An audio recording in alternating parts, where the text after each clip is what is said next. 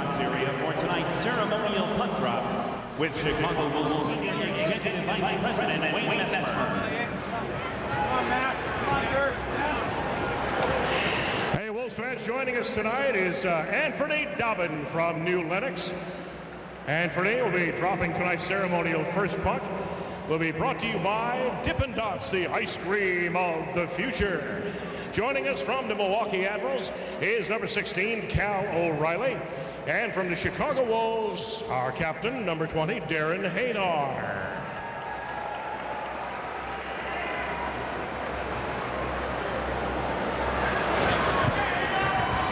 Fans, let's hear it for Anfernee, dropping our first puck tonight, courtesy of Dippin' Dots, the ice cream of the future.